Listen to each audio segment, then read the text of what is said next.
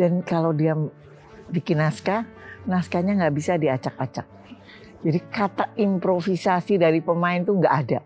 Dia punya rule of the game gitu loh. Paling menyesekkan banget adalah kita diundang ke Jepang. Oke. Main di 4 kota. Tahu-tahu dilarang. Lah gimana dong? Nggak boleh pertunjukan. Dibantu oleh para seniman, kita udah ke DPR. Tapi akhirnya nggak bisa berangkat. Saya kehilangan banget sih sebetulnya ya. Aduh, jangan siksa terlalu banyak deh. Kalau memang dia udah waktunya pergi, ya pergi. Tapi jangan siksa. Karena semua kenikmatannya akan dia peroleh, nggak bisa dia peroleh gitu kan. Dia menyutradarai nggak bisa, makan enak nggak bisa. Semuanya udah dari selang-selang hidupnya gitu. Sampai dengan terakhir, saya mendampingi dia dengan baik. Dan ikhlas nggak ikhlas, lebih baik ikhlas gitu. Halo pemirsa, sahabat saya yang akan bercerita dari hati ke hati kali ini adalah seorang wanita yang berperan penting dalam dunia seni pertunjukan Indonesia. Tidak hanya aktif di dunia seni teater, ia juga berprofesi sebagai pemain film. Suaminya berprofesi sebagai aktor, sutradara, wartawan, dan tokoh teater. Sebelum menikah, mereka bersama rekannya mendirikan kelompok seni teater pada tanggal 1 Maret 1977.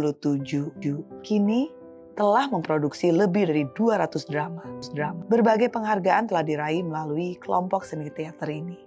Sayangnya, di tahun 2023, ia harus merelakan sang suami menghadap sang halik. Sekarang, bersama dengan anaknya yang juga berprofesi sebagai aktor, sutradara, serta tokoh teater pun terus berkarya melalui kelompok seni teater buatannya. Inilah mereka, Ratna Riantiarno dan Rangga Riantiarno.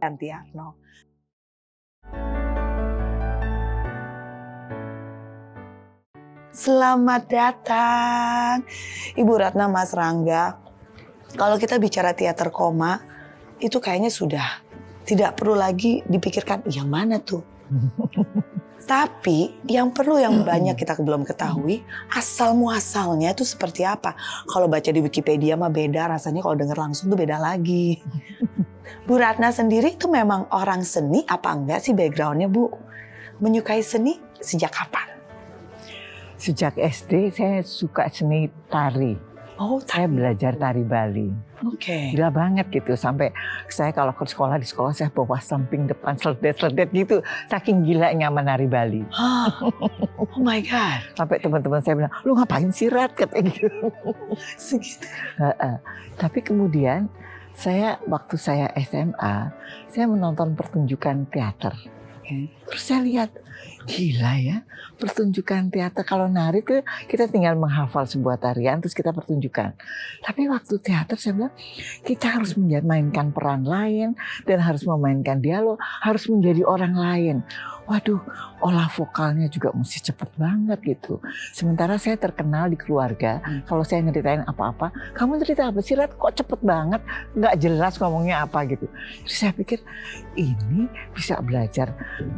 Saya lihat latihan, katanya latihannya readingnya sampai lama. Ada Pak, ini haruslah artikulasi baik, intonasinya harus baik, ekspresi. Waduh, saya jadi terpesona dan akhirnya saya belajar teater waktu SMA gitu. Masih ingat nggak Bu Ratna, pertunjukan teater apakah yang ditonton yang bisa memikat Ibu Ratna sampai melihatnya, panggilan jiwa teater? Sebetulnya kelompok itu adalah kelompoknya Arifin Senur. Jadi mereka lagi memainkan naskah Kapai-Kapai, saya nonton. Terus ya itulah saya lihat waktu mereka pemanasan olah tubuh, mereka pemanasan olah vokal yang nggak pernah saya alamin gitu. Jadi akhirnya kemudian saya ikut belajar di situ. Oke, setelah menjalaninya, semakin jatuh cinta atau kapok? Kan beda banget sama dunia tari kan. Yang biasanya dunia tari ya seperti tadi Bu Ratna bilang, spesifik gerakan tubuh, pendengaran terhadap melodi. Ini tiba-tiba PR-nya banyak banget ya. Setelah dijalani, kapok atau malah makin jatuh cinta? Sebetulnya setelah saya menjalani ada banyak hal. Saya ini kan cuma sekolah sekretaris ya, nggak lulus lagi. Saking kuliahnya tuh sore, saya lebih penting latihan nari atau latihan teater daripada kuliah. Menurut aku lebih penting itu daripada kuliahnya. Jadi nggak selesai. Tapi waktu saya diuji masuk sebuah kantor tuh Toyota Astra Motor gitu, keren kantornya gitu ya. Kemudian saya yang lain tuh semuanya sarjana. Kemudian saya diterima karena saya bisa menjawab. Saya itu karena kantornya itu kantor mobil, saya udah apalin nih kalau mobil ini begini saya udah apalin karena saya belajar teater gitu. Jadi waktu saya presentasi gue paling bagus. Jadi saya merasa memang akhirnya karir saya di kantor pun menjadi marketing manager sebuah perusahaan walaupun tidak ada gelar sama sekali gitu. Tapi saya merasa itu karena saya belajar teater membantu saya. Teater itu saya pertahankan dan kemudian akhirnya saya menikah sama orang teater juga gitu ya. Jadi akhirnya kita mendirikan, sebelum kita menikah malah kita mendirikan teater koma gitu. Nah, yang artinya jangan pernah jadi titik, tetap koma. Oh itu. Kan itu yang suka kita miss. Kenapa bilangnya teater koma, mati suri gitu maksudnya. Ternyata bukan koma, itu tanda baca koma. Ya betul. Jangan pernah titik, jangan pernah selesai. Wah, tapi sebelum bicara teater koma, ketemu Pak Nano tuh gimana sih ceritanya, Bu Ratna? Mas Rangga langsung, Jadi waktu itu saya lihat dia lagi pertunjukan memainkan naskah Jayaprana gitu. Terus aku bilang, tapi ternyata saya bilang keren juga nih orang ini ya. Tapi ternyata dia juga udah naksir saya. Terus karena dia memainkan naskah Jayaprana, terus dia bilang ini, saya harus lihat latihan nari Bali nih katanya gitu. Padahal mau lihat gue tuh dia. Modus kalau anak muda sekarang bilangnya ya. Karena aku lagi memainkan naskah Jayaprana. Jadi dia selalu alasannya lihat latihan terus nganterin pulang gitu pada akhirnya. Sampai akhirnya jadi buat saya sebagai teman ngobrol asik. Dan dia ternyata kan sering sekali menulis naskah. Jadi kalau dia nulis surat tuh, surat cintanya luar biasa, bikin puisi buat aku. Dibuat gitu. Sampai teman-teman narik saya, Rat gue lihat tuh surat dari Nano, ngapain mau baca puisinya? Enak aja, ini kan pribadi. Habis keren banget puisinya gitu. Langsung Mas Rangga pernah baca nggak surat cinta? Belum pernah. Kalau kita aja nonton film yang ada adegan-adegan surat cintanya yang masih seperti zaman dulu ya, bukan surat cinta ala SMS dan WhatsApp zaman sekarang. Itu kan dengernya aja udah yang wow. Apalagi ini mendapatkan tulus dari hati, bukan cuplikan dari puisi-puisi orang gitu. Aduh. Bener. Berapa lama sampai akhirnya, maaf jadi sangat pribadi nih Bu, dari awal pertemuan tari Bali dan pertunjukan itu sampai akhirnya menikah? Sebetulnya kami sempat berpisah 1 tahun lebih. Jadi waktu kita pacaran terus aku dapat kontrak untuk menari Bali di restoran Indonesia di New York ya waktu itu. Nah itu tahun 75 sampai dengan 76. Tapi kontraknya tuh 6 bulan. Terus aku bilang waktu 6 bulan aku bilang ini, aku udah seneng banget ya di kota itu. Karena kan kayaknya Broadway itu kotanya seni pertunjukan banget ya. Aku bilang aku mau perpanjang kontrak. Terus dia bilang, jangan, nggak usah. Kalau kamu perpanjang kontrak kita putus. Terus saya pikir, aku memilih dia apa memilih tinggal lebih lama lagi. Aku kan dari keluarga pegawai negeri yang nggak mungkin bisa pergi sendiri ke New York gitu. Jadi akhirnya saya pikir enggak, saya mau perpanjang karena kayak banyak hal yang bisa saya pelajari. Jadi saya perpanjang, jadi saya pikir tapi waktu saya balik dari New York ketemu lagi sama dia, tahu-tahu jadian lagi. Dan memang saya kok nggak pacaran di sana, nggak ketemu walaupun ada orang Indonesia. Terus waktu pulang dari sana ketemu yang lain-lain, kok tahu-tahu dia mendekati lagi, akhirnya kita jadian lagi. Dia juga belum punya pacar gitu ya, gitu. Jadi akhirnya kita pacaran lagi. Akhirnya di tahun 7 kita mendirikan teater koma dulu, 77-78 kita menikah. Jadi teater koma lahir dulu sebelum pernikahan. Sebelum pernikahan, betul. Oh wow, teater koma 77, 1 Maret 1977. Menikahnya? Bulan Juli. Di bulan Juli 78. Oke. Bu Ratna, seperti apa sih Pak Nano di mata Bu Ratna? Pak Nano muda sampai dengan sudah menjadi suami, ayah dari anak-anak, menjadi sutradara, itu kan karakter dan peran yang berbeda-beda. Tapi jadi pengen tahu. Padahal waktu kami menikah, Pak Nano bilang, saya kan nggak punya pekerjaan. Pekerjaan saya cuma main teater sama nulis gitu. Tapi kan nulis kadang-kadang dia jadi nulis freelance di mana-mana gitu. Saya bilang itu juga kerja. Nggak taunya ada sebuah majalah didirikan, dia akhirnya bekerja di situ. Jadi akhirnya yang saya berpikir, jadi saya bekerja waktu itu di kantor.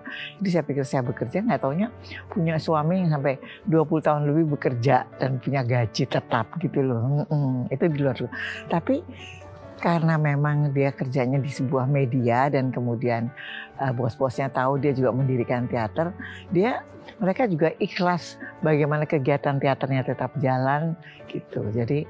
Jadi semuanya jalan dia sebaliknya. Jadi saya pikir punya suami seperti Mas Nano itu luar biasa ya. Dia ada idealisme, tapi dia tetap punya bahwa dia sebagai suami juga harus mencarikan nafkah, harus menjaga istrinya gitu.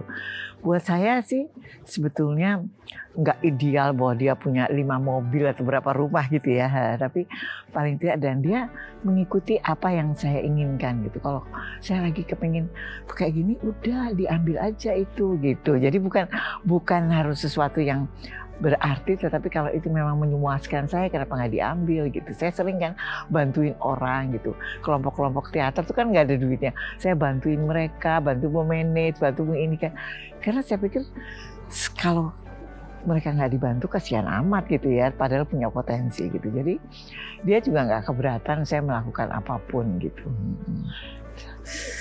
Jadi suami yang ideal kok. Waduh, luar biasa. Galak nggak sih? Siap-siap ya. Galak enggak sih. Ya. Memang kalau latihan teater tuh galak ya. Jadi kalau udah blocking, udah mesti hafal langsung gitu, udah mesti. Dan kalau dia bikin naskahnya nggak bisa diacak-acak. Jadi kata improvisasi dari pemain tuh nggak ada, harus sesuai teks. Itu juga malah petaka tuh buat orang-orang yang mau main itu karena apalagi yang kebiasaan memainkan kata-kata merubah, dia enggak. Ini kan saya menghalang ini dengan kata-kata seperti ini, jadi jangan sampai dirubah. Jadi kayak misalnya pengertiannya berbeda. Nambahin dan untuk memperlancar. Ya barangkali enggak gitu, tapi ada yang inti-inti semuanya itu nggak bisa gitu merubah jadi bahasa Jakarta atau apa gitu. Tapi kalau ada udah di bagian humornya, dia tuh mengizinkan, ini nggak keberatan nih bagian adegan humornya nih, jadi kalian boleh improvisasi walaupun semua ada batasannya. Jadi memang dia punya rule of the game gitu loh untuk itu semua. Tapi saya pikir itu baik juga karena kalau semuanya improvisasi akhirnya kita melihat kita kayak pelawak gitu. Jadi saya ingat waktu itu ada kelompok badut ya, waktu itu Bagito yang masih tahu. Barangkali kita mau dong gabung sama teater koma. Terus saya bilang tapi aturan mainnya ada gini-gini segala macam loh. Saya bilang ya nggak apa-apa, kita justru pengen belajar. Terus mereka tuh bangga banget ya pertunjukan pakai naskah. Bangga banget gitu karena selama ini kan mereka improvisasi semuanya. Tapi terus saya ingat ada adegan akhirnya pertunjukan. Terus salah satu pemainnya gini, aduh Mbak Ratna, aku lupa nih dialognya apa ya. Jadi dia improvisasi, emang dia lupa. Jadi aku terus shock, gak pernah ngalamin kayak begitu kan. Jadi aku bilang, memang jadi kita juga perlu latihan yang gak usah dibantu. Kalau terjadi kayak gitu ngatasinnya seperti apa tuh. Itu saya akhirnya pikir ada bagusnya juga tuh para komedian improvisasi itu bisa menolong mereka. Jadi saya akhirnya mempelajari juga para komedian itu, kita bisa belajar banyak juga dari mereka sebetulnya. Saya tuh dari tadi tertarik dengan reaksi wajah dan body language-nya Mas Rangga pas ngomongin Pak Nano galak kan. Nah itu kan soalnya ibunya lebih galak kali, jangan-jangan. Oh gitu ternyata. Ayo Mas Rangga, saya ingin mendengar versi dari kalau anak muda sekarang point of view-nya Mas Rangga. Mas Rangga hadir berarti kan sudah di tengah komunitas teater koma. Sudah merasakan arwahnya gitu loh. Teater koma itu auranya seperti apa? Enak gak sih tumbuh besar di tengah lingkungan yang penuh dengan kreativitas? Sedangkan kan banyak anak-anak kan ya tidak ada kesempatannya ya struktur keluarga seperti ini. Sedangkan kalau Mas Rangga bagaimana? Mungkin dari waktu aku masih SD ya, paling sulit tuh ketika nilai bahasa Indonesia jelek sementara bapaknya seorang penulis, ibunya orang teater gitu. Gimana sih bapak kamu kan penulis kok nilai bahasa Indonesia kamu jelek? Jadinya sering cemberut juga sih di rumah. Cuma serunya memang ada latihan teater di belakang, di bagian belakang rumah itu jadi pengalaman yang tidak semua anak bisa merasakan sih. Jadi bisa ngelihat, oh permainannya seperti ini, om-om dan tante-tante. Waktu itu manggilnya masih itu kan. Dan itu ya mah yang Om Didi Petet almarhum sempat kesel, ini Rangga jangan ikut nonton deh, dia sering ngoreksi aku karena ternyata hafal gitu. Hafal dia, harusnya dia latihan gitu, dia hafal. Jadi kalau Didi Petet salah, Om Didi salah gini. Dan di situ bisa ngelihat, jadi memang Ibu Ratna ini sebetulnya galak juga. Kita jangan sampai bikin Ibu Ratna marah. Tapi jangan sampai Pak Nano marah, itu juga lebih serem lagi kadang-kadang kalau beliau marah tuh, Papa marah. Jadi ya masih untung diomelin Mama gitu. Kadang-kadang jangan sampai diomelin Mama, tapi masih untung lah diomelin Mama, nggak sampai diomelin Papa gitu. Kalau sampai Papa ngomelin kita itu berarti udah, waduh, udah serem banget. Udah salah besar ya. Kalau ibaratnya Ibu Ratna tuh rambu-rambu, jangan, nggak boleh ini, nggak boleh ini. Kalau sampai kita langgar semua itu ya ketemunya Papa. Oke, itu kan pandangannya Mas Rangga, Ibu Ratna dan Pak Nano saat dealing dengan teater. Kalau di luar teater, sebagai pribadi, sebagai orang tua, seperti apa sih? Sebetulnya mereka cukup demokratis ya kan. Dari dulu 3 anak laki-lakinya tidak diarahkan untuk ikut teater sebetulnya. Kita ya karena kebetulan ada latihan teater di belakang rumah, jadi nonton aja karena seru sebetulnya kan. Bagaimanapun ya itu bagian dari bentuk hiburan juga buat kita. Tapi mau ngapain, mau misalnya saya sempat karena dari kecil dikasih nonton film kartun gitu, jadi pengen bikin animasi lah cita-citanya gitu.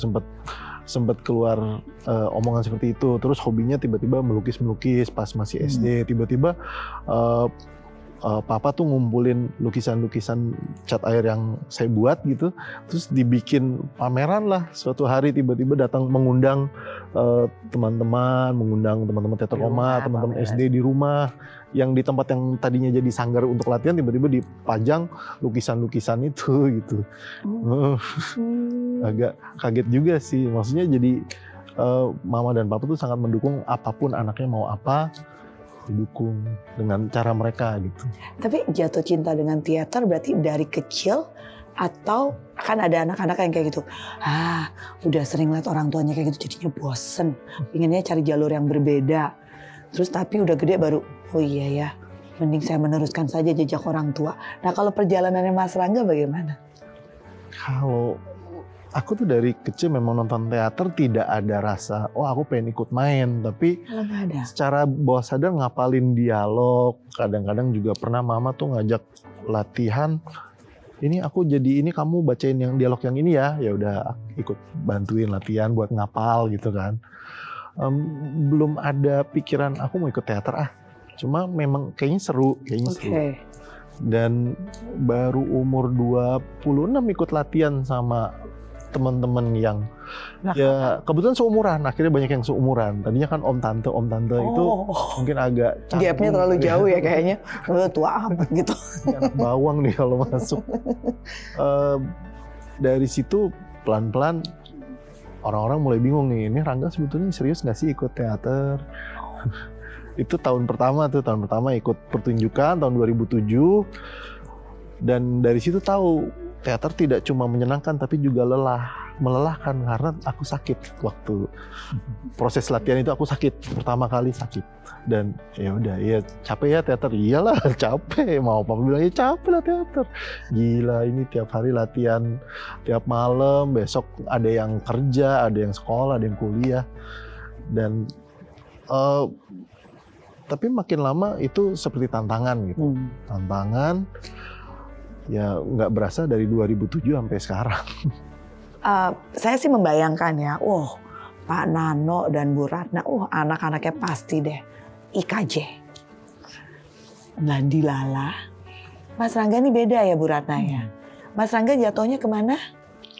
Sempat kuliah di ITB, seni rupa. Karena dia Seni waktu rupanya mau gitu. daftar di IKJ, semua orang bilang, itu anaknya Ratna, anaknya Nano. Kayaknya semua orang tahu gue anaknya papa mama nih, gue nggak mau katanya gitu. Jadi dia agak anti sama IKJ. Ya, Karena takut dikenal. Belum siap mental. udah disorot langsung ya. Tanpa diduga, dia akhirnya mendaftar di ITB seni rupa. Dan tanpa kita sih udah yakin nggak bakal diterima. Nggak tahunya diterima. Coba.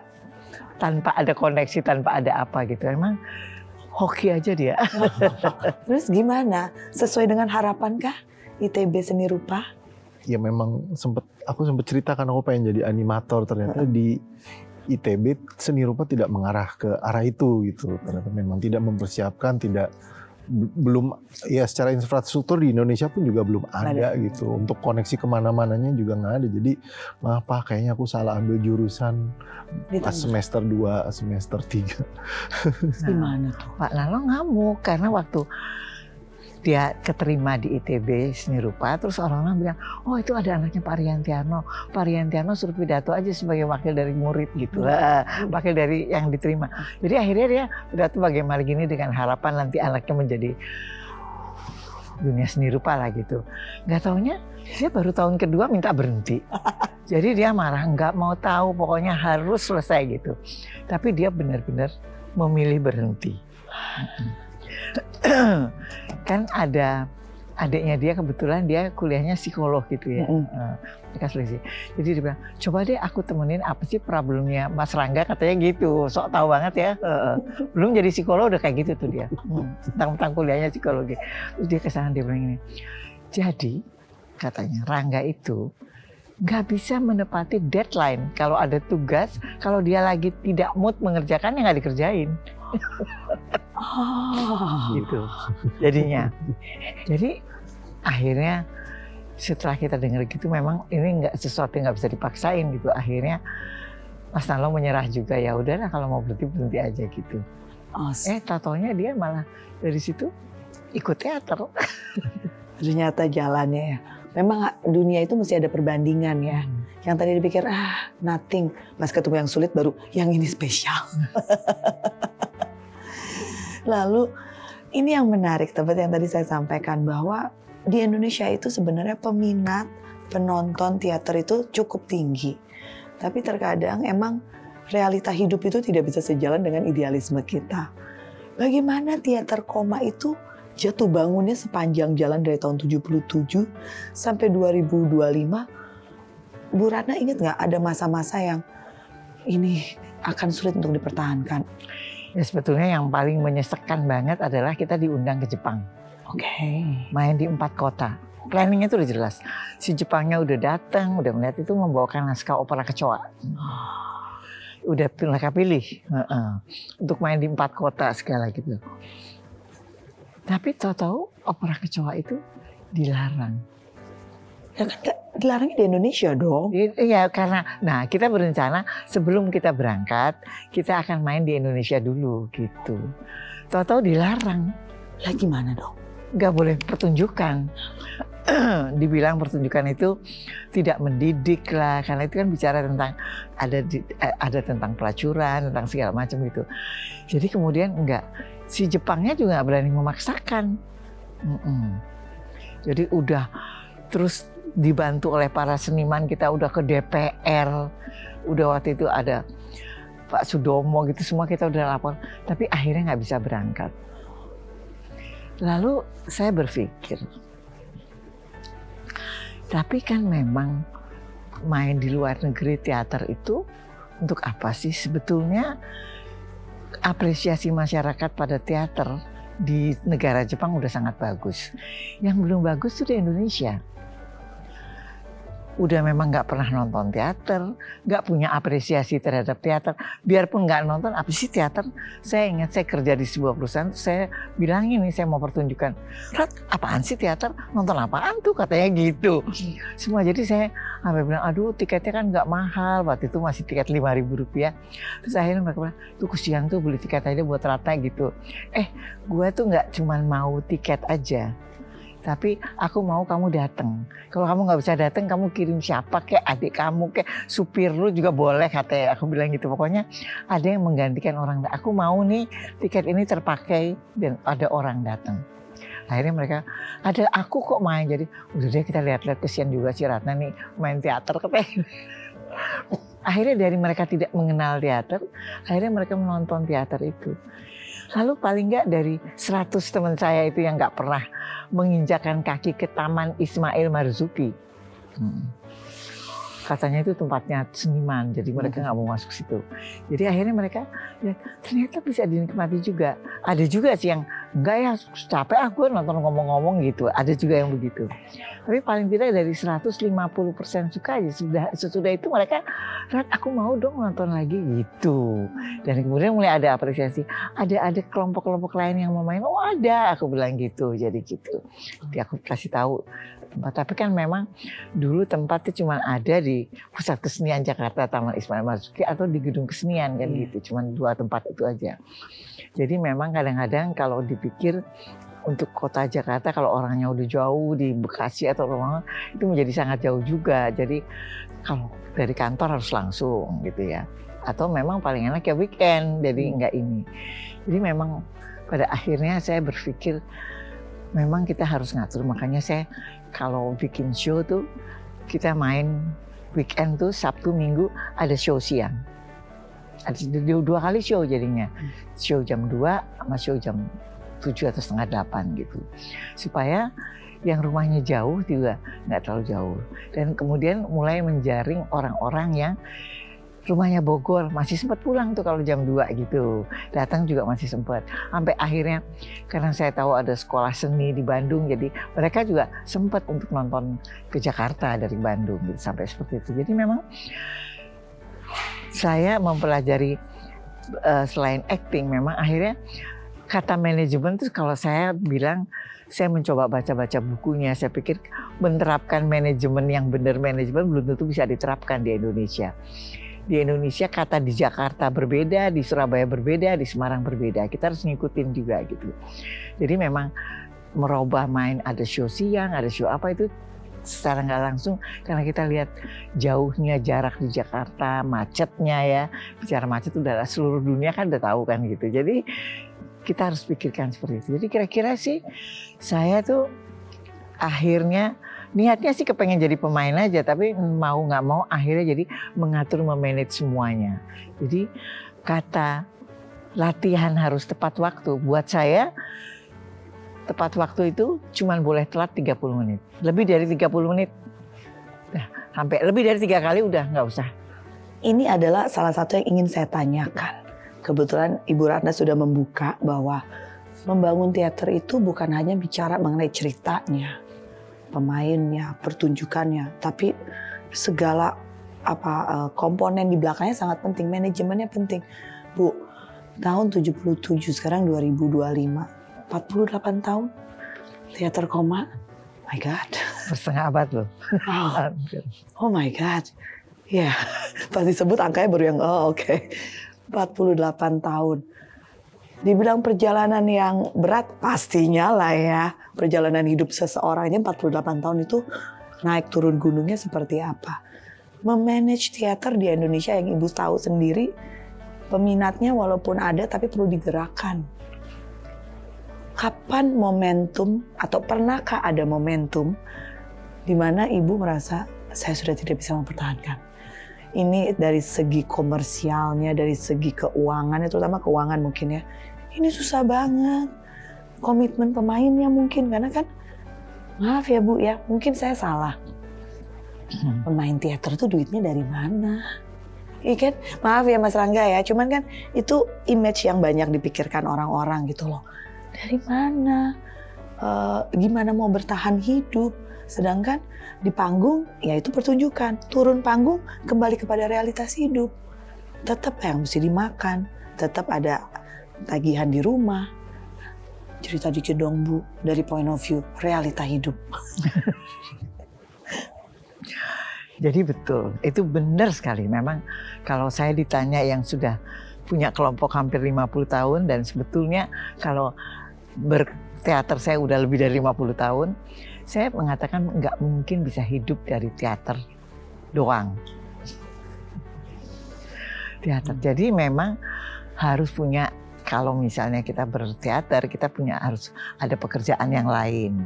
Atau memang ya kalau sekarang yang bisa hidup tuh kalau film itu kan ada produser, ada kontrak, ada apa gitu. Tapi saya sih bersyukur bahwa yang anggota teater koma dengan saya selalu dari awal udah menjelaskan bahwa jangan mengharapkan teater itu bisa menjadi sebuah pendapatan. Dari awal tuh saya bilang gitu. Tapi kedisiplinan yang kita tuntut udah hampir kayak orang kantoran. Jam latihan harus ikut selesai. Jadi kan misalnya mereka cuman figuran gitu ya, tetap dia harus lihat latihan karena proses melihat latihan itu adalah proses pembelajaran dia secara nggak langsung.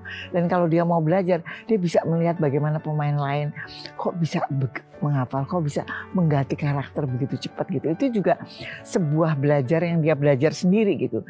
Dan itu luar biasa sebetulnya gitu.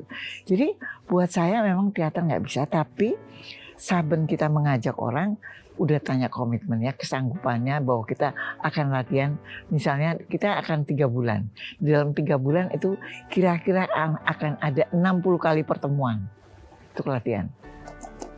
50 atau 60 kali pertemuan. Kira-kira seperti itulah yang harus kalian buang waktu. Jadi kalian sanggup apa enggak gitu. Jadi mereka akhirnya ada tuh yang misalnya jadi merangkap, lagi nggak ada pengen main teater tapi nggak ada ini. Jadi karena dia punya motor, dia ngojek gitu, sembari ngojek gitu, cari nafkahnya gitu. Ada juga yang memang guru dia, jadi guru terus sebenarnya ikut latihan. Ada beberapa tuh yang guru-guru sebelumnya gitu. Karena guru bahasa Indonesia banyak tuh ada.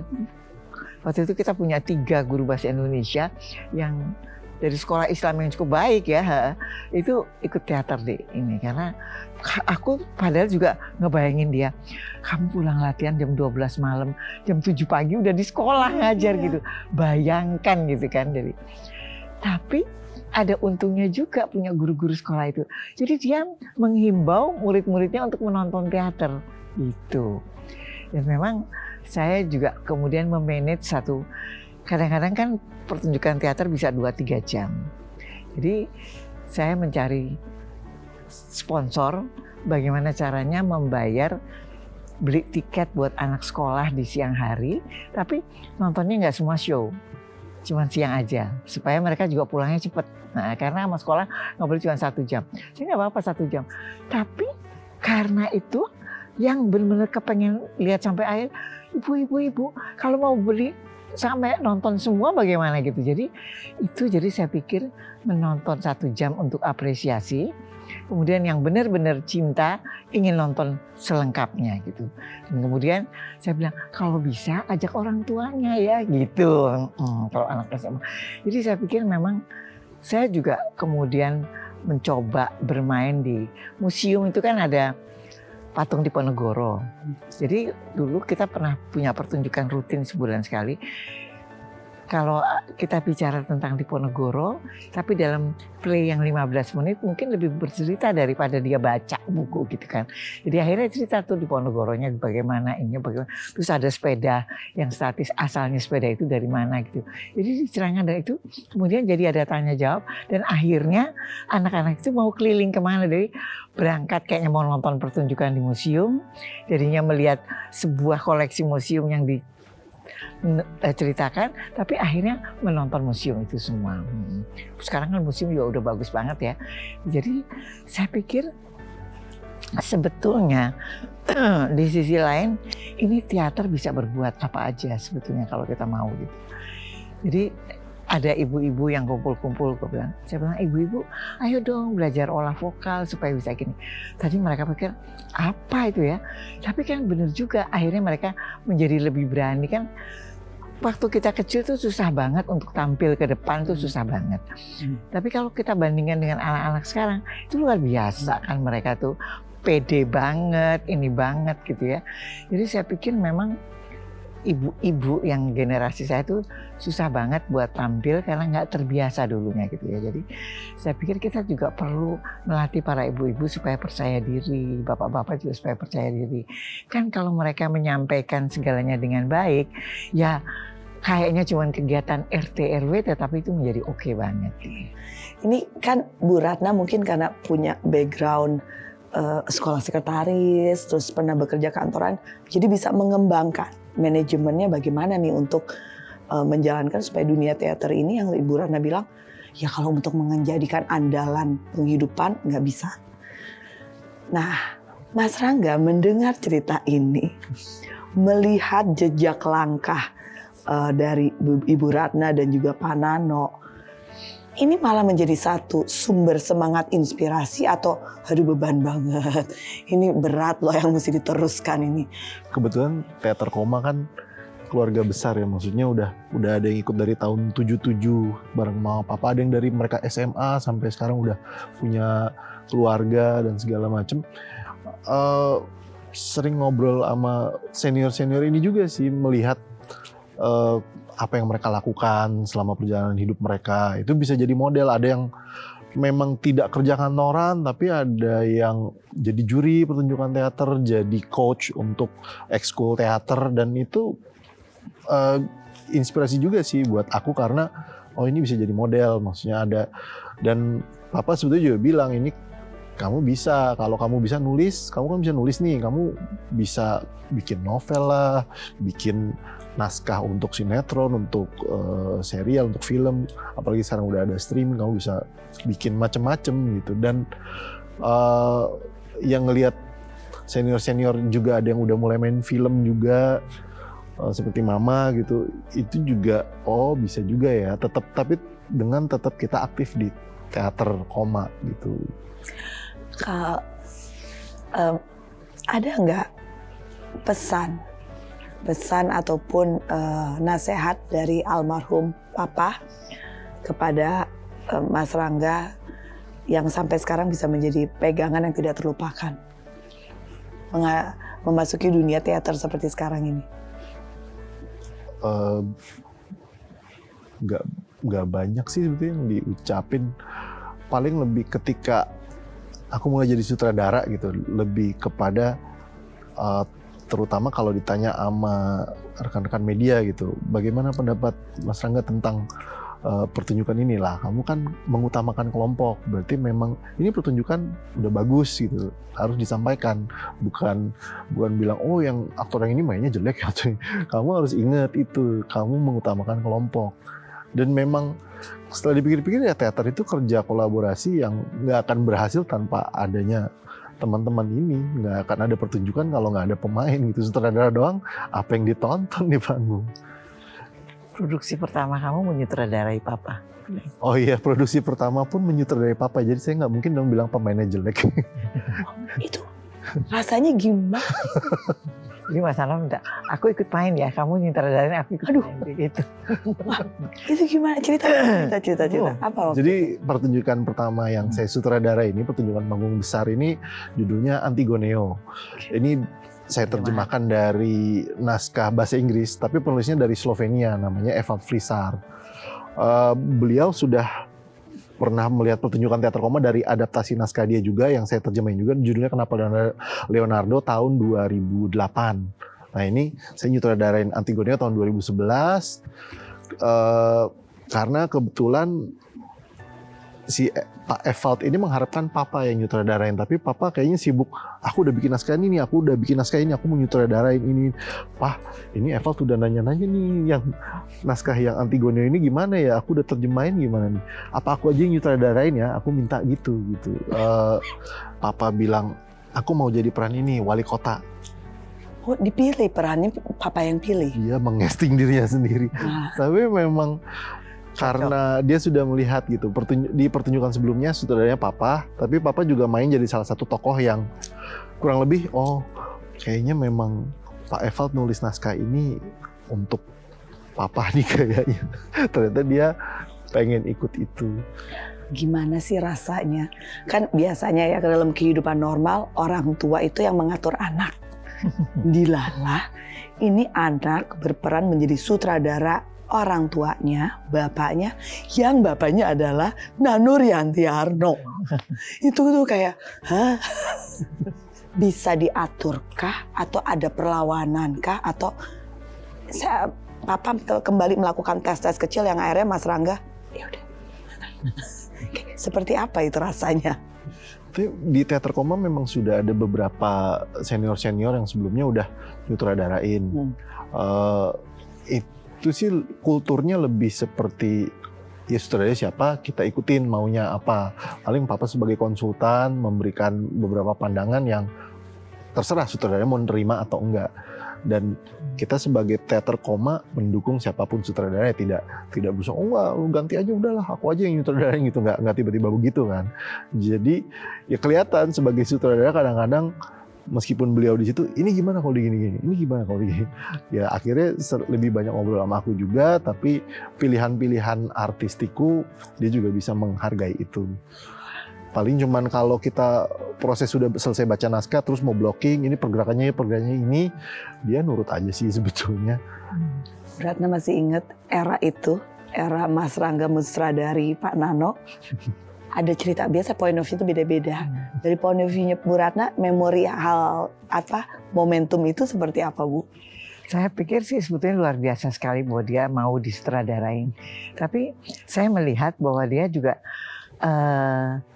menghargai gitu. Jadi lagi-lagi kalau terjadi perdebatan diskusi yang berbeda, kemudian kita bicarakan bersama deh. Kalau misalnya nggak ketemu diskusi itu gitu. Jadi saya pikir Nano tuh dalam mendidik anaknya menjadi sutradara melalui proses yang sebetulnya luar biasa ya karena dia mau jadi pemain gitu ya. Tapi saya pikir itu adalah yang terbaik karena dia juga seorang pemain kan gitu. Supaya dia tahu bahwa sebagai sutradara dia cukup baik apa enggak gitu lah. Kira-kira sih seperti itulah gitu. Salah satu dari banyak hal yang membuat masyarakat kenal dengan Ibu Ratna, Pak Nano, dan juga Mas Rangga selain Teater Koma adalah bagaimana Ibu Ratna menyentuh masyarakat. Ada dua film yang menarik nih. Petualangan Sherina itu adalah salah satu awalnya. Jadi mamanya Syadam. Ya. Lalu itu tahun berapa ya Bu ya? Petualangan Sherina ya. 2001, 2001, 2002. 2000 iya. Dan itu sangat berkesan oleh banyak masyarakat Indonesia. Lalu sekarang yang terbaru 2025 mengisi suara jadi omanya Jumbo. Ini kan Ibu Ratna ini kan salah satu tokoh teater yang juga paralel menjadi pemain film. Ini mungkin pertanyaan yang paling banyak ditanya oleh wartawan maupun media. Jika harus memilih favoritnya, lebih suka jadi pemain film atau jadi pemain teater? Atau justru mengatakan tidak dua-duanya, ada peran lain dalam diri Bu Ratna yang Bu Ratna pribadi, saya lebih prefer itu sebenarnya. Susah ya jawabnya ya. Kayak suruh milih siapa anak favorit saya gitu ya. Tapi menggeluti dunia teater sudah puluhan tahun gitu ya. Dan secara konsisten. Ya berat banget kalau harus meninggalkan itu gitu ya. Walaupun memang sekarang di usia saya yang udah kepala 7 begini. Mau nggak mau juga saya nggak mungkin mendapatkan peran jadi Juliet kan. Tapi dunia film itu juga walaupun nggak banyak saya menggeluti film-filmnya, tapi itu tantangannya juga ada. Dan buat saya sebagai seorang pemain itu banyak hal yang bisa kita pelajari yang belum tentu ada di teater. gitu. Jadi kalau di teater kita live performance menghadapi orang langsung melihat, sementara kalau kerja produksi film itu scene by scene. Yang tadinya buat saya tuh sulit banget. Ini cuma satu scene pendek, nanti besoknya lagi scene lainnya. Padahal ini ada musinya, ini kan jadi satu kesatuan dong. Tadinya saya begitu tuh secara rasa gitu. Tapi ternyata kan jadi ini perlu emosi, perlu apa gitu, perlu. Jadi saya pikir memang kedua-duanya tantangan gitu. Tapi kalau dibilang mana mau dua-duanya nggak kepengen ditinggalkan sih. Saya pikir kan itu dunia seni peran. Jadi tinggal mungkin di usia saya yang udah lebih ini, dunia panggung menjadi lebih berat karena kalau latihannya harus sekian lama dan kemudian secara konsisten, dan kemudian yang kedua sebagai di teater koma udah biasa ngurus macam-macam. Kata ngurus macam-macamnya itu susah dihilangin tuh. Soal jaga kebersihan, soal apa segala macam. Saya tuh sampai bilang gini, kan boleh merokok nih di tempat latihan. Ada 20 asbak di rumah ini. Sampai ada abu rokok terbuang. Awas sampai begitu. Dan mereka udah tahu. Baik. Mama itu menteri kebersihan kalau kita di teater koma menjulukinya itu. Menteri Karena kebersihan. aku pikir itu kan sebetulnya secara aturan juga ya. Asbak disediain, semua disediain. Jadi ya harusnya mereka tahu diri dong ya. Jadi akhirnya ada yang udah beli kalung yang asbak gitu sampai kayak begitu tuh. Jadi saya pikir ini inovasi yang bagus ya, ada kayak begini-begini juga. Saya juga baru tahu. Oh, asbak. Oke banget lu gitu kan gitu. Jadi saya bangga juga sama dia. Tuh kasih tahu nih, ibu ini luar biasa nih saking menjaga kebersihannya. Jadi saya pikir kedua dunia itu memang betul pada akhirnya dikembalikan kepada kelompok yang ada dan kemudian toleransi dari orang-orang. Jadi produksi film juga sebetulnya sama, soal kebersihan, soal apa juga toleransi daripada produksi itu sendiri gitu. Jadi jangan, ya kalau emang nggak bisa jaga sendiri ya, kan sekarang bintang-bintang film bawa asisten, ada bawa manajer, bawa segala macam gitu. Silakan kalau dia mampu gitu ya, tapi dia harus memanage dirinya dengan baik. Jadi saya pikir berangkat dari memanage diri dengan baik baru kita bisa jadi apa-apa. Jadi kalau suruh pilih antara film sama ini, dua-duanya sama-sama saya cintai gitu. Tapi kalau benar-benar suruh pilih, ya barangkali yang udah saya geluti puluhan tahun secara konsisten lupa saya tinggalkan itu adalah teater gitu. Luar biasa. Kalau untuk Mas Rangga, lahir dan tumbuh dari pasangan tokoh teater Indonesia, pelajaran apa yang diperoleh yang mungkin berbeda daripada anak-anak lainnya yang dirasa mungkin ini nggak terjadi karena orang tua saya yang seperti ini? Dulu kalau SD itu habis nonton pertunjukan teater koma, tiba-tiba di sekolah nyanyi lagu-lagunya teater koma gitu, ada potongan lagunya. Ini lagu dari mana sih teman-teman di sekolah tuh, lagu apaan sih? Jadi anak lucu sendiri sih. Lebih soal disiplin sih, disiplin tadinya sebagai anak kan tinggal di rumah gitu, mama papa juga tidak terlalu mengenforce, oh kamu jam segini bangun, jam segini bangun, jam segini bangun. Ketika udah mulai ikut teater itu mulai berasa gitu, oh ya kita pertunjukan jam segini, datang ke gedung jam segini, makeup jam segini, latihan vokal, latihan koreografi, latihan nyanyi itu mesti jam segini gitu. Udah secara nggak langsung kita udah mesti nyusun sendiri tuh, makannya jam berapa, ketika pertunjukan jam berapa, jam segini belum bisa makan karena kita mau adegan ini, nanti ada berantem ntar malah hue nanti kalau jadi kita jam segini aja, jam 9 makan apa segala macam, mulai mengatur diri sendiri. Tadinya sih agak selebor ya, walaupun mama tetap sebagai menteri kebersihan di rumah juga, bagaimanapun juga. Tapi itu lama-lama kita udah mulai, ya bagaimanapun ketika kita makin dewasa kan yang ngurus diri kita sendiri gitu, nggak mungkin disuruh-suruh orang tua lagi. Bisa nggak Mas Rangga menceritakan Ibu Ratna itu kalau di rumah, kan tadi kita ceritakan menteri kebersihan di kantor lah gitu kan, di teater. Kalau di rumah Bu Ratna tuh kayak gimana sih orangnya? Bu Ratna tuh masih kadang-kadang hobi nyapu halaman depan sendiri. Cuman ketika sudah mulai sempat ada problem dengan jantung gitu, terus kita minta ke dokter, mesti agak mengurangi kegiatan-kegiatan yang menguras fisik gitu. Dan akhirnya kita coba lagi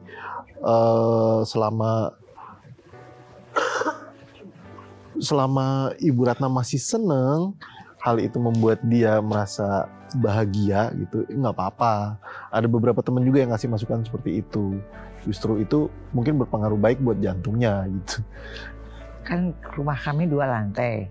Saya tetap memilih tetap di lantai 2. Terus anak-anak bilang, enggak mah pilih sama ada kamar di bawah. Kata Pin, heran cuma 1 trap gitu aja. Tahu nggak sih kalau di Belanda itu ada orang rumahnya lantai 3 nggak ada lift jadi harus jalan kaki. Jadi saya bilang buat saya akhirnya naik turun tangga itu juga sebagai olahraga gitu. Jadi saya nggak mau pindah ke bawah sama sekali. Memang kalau dulu kamar kerja memang ada di bawah gitu karena itu kan library, banyak buku, banyak segala macam. Jadi banyak juga yang mau baca buku, pinjam buku segala macam. Jadi saya izinkan gitu. Nah jadi kalau buat saya tuh sebetulnya saya merasa dengan usia saya yang udah kepala 7 tuh saya merasa kalau kita tetap melakukan sesuatu dengan happy, semuanya juga jadi happy gitu loh. Jadi saya nggak mau dianggap tua lah. Tapi sebenarnya kalau saya tadi dengernya ya, ini concern seorang anak terhadap ibunya. Ya cukup berterima kasih sih sebetulnya diperhatiin. Dan waktu saya akhirnya taunya jantung, tuh kan mama sih kan padahal jantung kan gitu kan. Tapi perbedaan apa yang ibu rasakan setelah almarhum Pak Nano tidak ada? Apakah sama saja atau ada yang hilang? Saya kehilangan banget sih sebetulnya ya. Cuman saya waktu itu juga sama realistisnya gitu. Waktu melihat dia sakit, kayak ini nggak bisa makan gitu. Terus saya pikir ya, kalau banyak orang kan yang punya suami sampai terkapar sekian lama gitu ya. Saya pikir, aduh jangan siksa terlalu banyak deh. Kalau memang dia udah waktunya pergi, ya pergi. Tapi jangan siksa. Karena semua kenikmatan yang akan dia peroleh nggak bisa dia peroleh gitu kan. Dia menyutradarai nggak bisa, makan enak nggak bisa. Semuanya udah dari selang-selang hidupnya gitu. Kemudian cuman saya memang minta izin waktu itu sama dokter, boleh dibawa pulang nggak sih? Saya kesal banget ya di rumah sakit kalau udah masuk ICU kita nggak boleh ke dalam, nggak boleh segala macam. Saya kepengen tetap sampai kalau memang sudah stadium akhir ini sakitnya, saya mau dibawa pulang ke rumah boleh nggak? Saya bayar perawat juga nggak apa-apa, tapi maksudnya jadi saya bisa anytime sama dia gitu. Jadi akhirnya di lantai bawah akhirnya diizinkan jadi bawah. Jadi sampai dengan terakhir saya mendampingi dia dengan baik dan ikhlas nggak ikhlas lebih baik ikhlas gitu. Iya, saya jadi ingat ada pepatah yang bilang tingkatan tertinggi rasa mencintai seseorang adalah saat kita bisa mengikhlaskan. Dan momentum Bu Ratna bercerita bagaimana mendampingi dan memilih satu keputusan untuk saya tidak ingin dia sakit lebih lama. Itu membuat saya tuh merasa wow, inikah bentuk cinta dalam perpaduan dengan logika yang sangat seimbang. Luar biasa sekali Bu. Bagaimana bisa sampai ke tahap itu? Seperti apa perjalanannya? Bisa mencintai seseorang tapi bisa berdampingan dengan logika bahwa terkadang kita tidak bisa egois untuk saya ingin memiliki dia selamanya terus. Saya harus mengetahui apa yang terbaik buat dirinya juga. Satu pelajaran yang jarang bisa saya dapatkan dari siapapun. Boleh Bu Ratna berbagi Bu?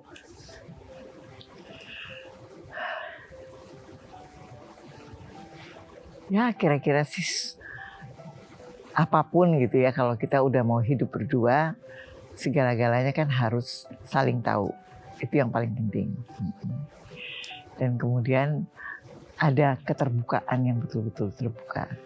Tapi baik saya dan Nano sama-sama menjaga bahwa kata keterbukaan itu semua juga ada batasnya. Jadi sebatas apapun, dan kemudian kita juga harus tahu gitu bahwa sebetulnya saya waktu di awal-awal Nano menyutradarai gitu ya, terus ada tokoh perempuan, dia menyutradarai dengan dekat terus menjelaskan semuanya tuh, saya kok kayaknya jadi deket sekali ya dia menyutradarai, kayaknya jadi deket. Jadi saya pikir apa ya, jangan-jangan bisa terjadi sesuatu. Jadi akhirnya itu saya tanyakan gitu, kira-kira kalau kita kan suka sama orang bisa juga tertarik karena lama-lama melihat dia terlalu dekat. Terus dia bilang nih, bukannya tidak mungkin itu terjadi, dia cerita gitu.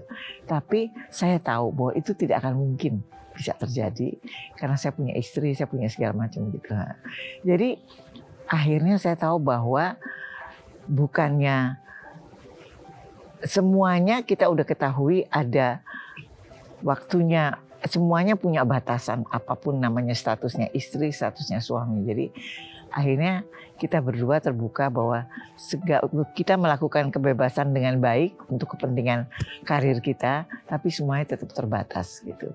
Saya juga jadi kalau cerita, tadi ngobrol ya sama ini seru juga tuh bapak itu ya, ternyata ya oke banget loh diajak ngomong gitu. Saya ceritain juga gitu. Oh ya, lu senang sama dia, makanya gitu misalnya gitu. Aku di luar dugaan gitu. Jadi karena kita menceritakan, jadi itu menjadi sebuah obrolan jadinya gitu. Jadi memang sebaiknya saya pikir dalam hubungan sebuah suami istri, apa-apa diceritakan, keterbukaan itu agak lebih baik, jauh lebih baik daripada kita tidak bercerita apa-apa gitu atau tidak menceritakan apa-apa. Kadang-kadang kita pikir, udah ngobrol yang lain aja, nggak usah diobrolin yang kayak gitu. Tapi sebetulnya nggak juga. Saya ceritain teman kantor, dia tuh ada teman kantor gue tuh satu, dia lagi naksir sampai kayak gini, saya ceritain gitu. Terus dia suka nggak ya kira-kira ya? Tapi akhirnya dia menarik juga ya kalau dibikin cerita gitu. Ih, masa mau dibikin cerita gitu, misalnya saya gitu. Saya terkejut dan gembira juga. Ternyata bisa juga kalau saya menceritakan hal-hal yang ini menjadi sebuah ide juga buat dia gitu loh. Jadi barangkali keterbukaan dari kita berdua bisa mendapatkan manfaat. Wow, very good lessons. Pelajaran yang sangat bagus sekali. Dari Mas Rangga, apa pelajaran hidup yang diperoleh dari Pak Nano dan juga dari Bu Ratna yang sampai sekarang membekas dan Mas Rangga ngerasa ini yang membentuk diri saya? Mungkin ketika teater Komo dilarang pentas kali ya, itu aku ngelihat betapa mama dan papa sedih banget waktu itu. Apalagi yang hampir mau berangkat ke Jepang, nggak jadi ke Jepang. Itu terjadi beberapa kali kan, sempat yang kita udah ke Medan, udah siap-siap mau pentas, tiba-tiba dilarang pentas. Sebelumnya itu sebelum dilarang pergi ke Jepang. Jadi tidak cuma aplikasinya dalam dunia teater, tapi dalam kehidupan bahwa kita jangan sampai putus asa. Ini memang akan selalu ada halangan, rintangan, apapun yang terjadi gitu. Tapi kalau kita tetap jalan terus, apapun itu, ntar kita akan tetap sampai pada tujuan. Itu sih yang aku lihat dari mama papa tuh itu. Bu Ratna ini kan orangnya realistis. Saya lihat ya. Saat menemukan hambatan seperti yang diceritakan Mas Rangga, dilarang manggung. Hambatannya itu kan seperti jalan buntu, bukan tembok lagi, Bu. Bagaimana sih tetap bisa? Ya udah kita bertahan, mudah dijelaskannya. Ya kita tetap bertahan, tetap maju. Tapi kan menjalankannya kan susah, Bu. How? Bagaimana, Bu? Ya, jadi waktu ada pelarangan seperti itu yang kita sampai ke Jepang, itu ke Medan tuh udah 50 orang ke Medan, terus nggak jadi pertunjukan sama sekali gitu. Kayak gitu tuh. Jadi emang waktu itu saya shock terus segala macam, terus kemudian usulan dari teman-teman, Rat, lu sewa lawyer aja, lu sewa, karena ini ngaco gitu. Hampir saya tergoda oleh itu semua gitu. Kenapa enggak ya? Benar. Tapi terus kemudian ada satu orang yang menasihati dengan cukup baik ya, Rat, kalau mau menyewa lawyer segala macam, ini menjadi kasus yang panjang, beritanya sih luar biasa. Tapi akhirnya kamu hidup di pengadilan terus gitu. Buat saya sih kamu dan Nano tuh kerja berkesenian. Udah, kalau kita lawan itu, udah nggak jadi berkesenian lagi kamu sama Mas Nano. ngelawan pelarangan seperti itu. Sebetulnya akhirnya dia mengajari pelarangan itu harus dinikmati bersama oleh teater koma semua gitu ya. Jadi kan semuanya harus memaklumi bersama, sedihnya sama gitu. Jadi waktu nggak boleh manggung itu, Mas Nano sempat ngucap, udah gua nggak mau bikin pertunjukan lagi, sampai kayak begitu. Ya terus itu kan sebetulnya kutukan buat dia tuh kalau sampai nggak jadi pertunjukan lagi teater koma gitu kan. Ya jadi setelah menimbang banyak advice dari mana-mana, saya pikir-pikir benar juga memang pilihan menyewa lawyer, berhenti nggak main lagi karena gitu. Itu memang sebuah kekesalan yang menyakitkan kita sendiri nantinya gitu. Jadi saya memilih pada akhirnya memang betul harus berpikir panjang dan berpikir bahwa memang yang kita pilih yang benar yang mana. Udah lupain aja itu semua, kita terusin. Saya membayangkan jika saya berada di kakinya Bu Ratna pada saat itu. Itu kayaknya emosi sudah menguasai sampai jiwa dan raga itu ya. Iya. Tiba-tiba harus cool down. Wah itu. Saat itu Mas Rangga usia berapa ya? Yang ke Medan. Medan 90, 89, mungkin 10, 11 lah. Kejadian pelarangan itu. Saya lagi hamil anak ketiga ya, lagi hamil Gaga. Wow. Nah, itulah pemirsa ya. Dari dunia seni kita tidak hanya belajar atau melihat sebuah bentuk hiburan di atas panggung, tapi banyak pelajaran hidup, karakter hidup yang kita bisa pelajarin dari bagaimana mengendalikan emosi, bagaimana menjaga logika dan perasaan bisa sejalan dengan baik, seimbang. Tadi salah satu pelajaran yang disampaikan oleh Bu Ratna yang mungkin kami orang awam bisa dapatkan dengan tidak hanya menyaksikan teater, tapi mungkin ikut serta dalam kegiatan-kegiatan kecil teater adalah bisa belajar komunikasi lebih baik, bisa menyampaikan, bisa mengakses diri sendiri. Terkadang kita ini, saya bisa merasa tapi saya tidak bisa menjelaskan apa yang saya rasakan. Itu terkadang butuh sedikit pendampingan mungkin, sedikit arahan. Karena terkadang karena hidup kita dari kecil sudah terbiasa dengan aturan, kita terkadang terlupakan beberapa hal yang kita perlukan untuk bisa menceritakan apa yang kita rasakan. Nah, di Hati ke Hati ada alat pembantunya. Itu adalah berupa fishbowl yang isinya adalah kalimat-kalimat yang belum lengkap. Ini pemancingnya di sini. Antara Mas Rangga dan Bu Ratna yang berada dalam keluarga yang sangat terbuka, namun tetap dalam keteraturan dan disiplin, apakah masih ada ya kata-kata atau perasaan yang belum terungkap secara penuh? Kita coba. Di sini ada kalimat-kalimat yang belum lengkap Bu Ratna, Mas Rangga, harus dilengkapi dengan apa yang dirasakan oleh yang membaca, misalnya Ibu Ratna, kepada orang yang dibacakan. Jadi kertas yang Ibu Ratna pegang adalah kalimat perasaan Bu Ratna yang Ibu Ratna rasakan kepada Mas Rangga. Begitupun nanti sebaliknya, kertas yang dipegang Mas Rangga adalah perasaan Mas Rangga kepada Bu Ratna. Waduh. Silakan Ibu, ini ada beberapa kertas dicari-cari. Oh, kertasnya ini yang hijau. Iya, yang warna hijau itu besar. Oh. Oke, jangan yang kecil-kecil nggak kebaca. Ini dibuka begini. Ya, jangan dibuka dulu Bu, pelan-pelan. Ayo nanti kita ganti-gantian. Jangan berharap ada hadiah kulkas, tidak ada harapan di situ. Oke, baik. Iya ya, kelihatannya Ibu Ratna seksi kebersihannya dari tadi dibersihin dibalikin lagi. Dibersihin dibalikin lagi, bener loh. Jangan macem-macem.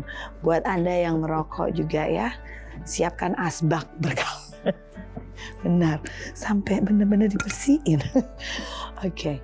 Siapa yang ingin memulai terlebih dahulu? Ibu Ratna apa Mas Rangga? Yang muda dulu dong. Oh, yang muda dulu. Kalau gitu Bu Ratna jangan ngintip dulu. Kalau gitu Mas Rangga yang membuka terlebih dahulu. Oke. Ini aku membacakan berarti. Iya. Ini adalah perasaan Mas Rangga untuk Bu Ratna. Dilengkapi ya Mas ya. Tuh, bedanya kan kalau orang teater tuh dipikirkan seksama dulu. Oke. sosok kamu untuk aku seperti matahari. Matahari, aku jadi tahu arah yang mesti aku tuju. Aku jadi tahu waktu. Aku juga mendapat kehangatan. Pokoknya kalau nggak ada matahari ya pasti bisa kedinginan. Bisa nggak tahu arah. Ini aku sedang menuju kemana. Itulah sosok mama. 11-12 nggak dengan surat cintanya Pak Nano dulu?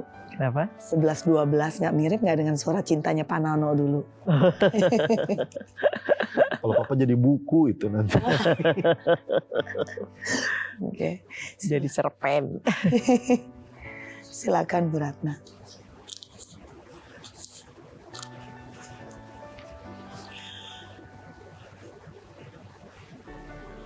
Aku sedih jika kamu kehilangan sesuatu padamu. Sesuatu itu bisa apa aja. Bisa juga benda, bisa juga perasaan, bisa juga kehilangan someone yang kamu cintai. Itu deh, bukan pengarang. Tidak terbayangkan loh. Jawaban dari Mas Rangga, jawaban dari Bu Ratna, kok seperti mewakili beberapa perasaan kita ya pemirsa. Bu Ratna, Mas Rangga, terima kasih untuk kebersamaannya hari ini.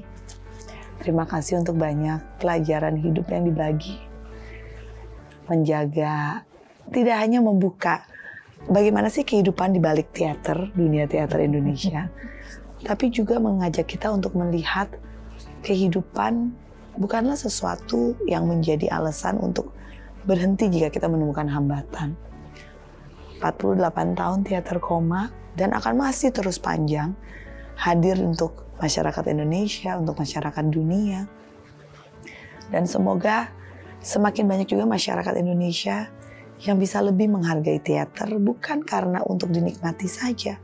Karena terkadang di balik penampilan sebuah pertunjukan, ada value yang mungkin kita tidak dapat dalam keseharian kita karena kesibukan kita. So, terima kasih sudah hadir di Indonesia. Sama-sama, terima kasih. Pemirsa, terima kasih juga untuk kebersamaan kita. Semoga ini bisa menginspirasi Anda. Dan benar, ada satu pepatah dari ceritanya Bu Ratna yang membuat saya teringat hal itu, yaitu level tertinggi seseorang dalam mencintai adalah bisa mengikhlaskan. Pelajaran yang luar biasa yang saya dapatkan dalam kesempatan bincang-bincang kita di Hati ke Hati kali ini. Terima kasih untuk kebersamaan kita dan mari kita belajar untuk meningkatkan emosi kita supaya seimbang antara perasaan dengan pemikiran. Saya Nyedinov pamit, sampai jumpa.